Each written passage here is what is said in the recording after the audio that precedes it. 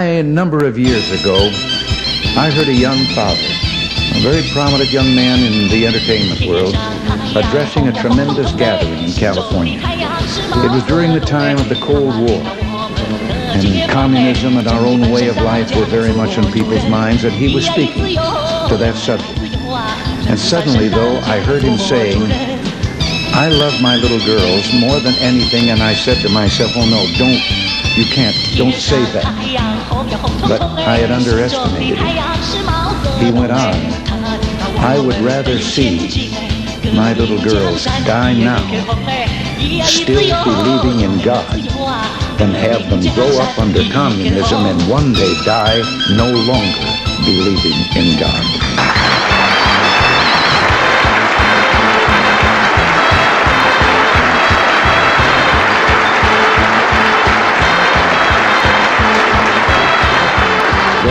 There were thousands of young people in that audience. They came to their feet with shouts of joy. They had instantly recognized the profound truth in what he had said with regard to the physical and the soul and what was truly important. Yes, let us pray for the salvation of all of those who live in that totalitarian darkness. Pray they will discover the joy of knowing God.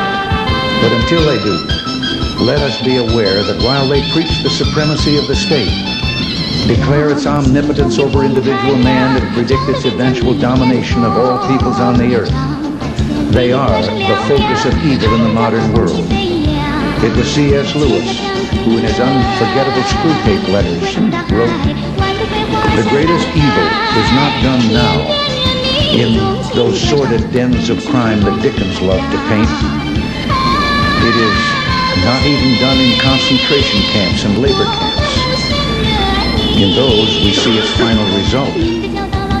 But it is conceived and ordered, moved, seconded, carried, and minuted in clear, carpeted, warmed, and well-lighted offices by quiet men with white collars and cut fingernails and smooth-shaven cheeks who do not need to raise their voice. For because these quiet men do not raise their voices, because they sometimes speak in soothing tones of brotherhood and peace, because like other dictators before them, they're always making their final territorial demand, some would have us accept them at their word and accommodate ourselves to their aggressive impulses. But if history teaches anything, it teaches that simple-minded appeasement or wishful thinking about our adversaries is folly.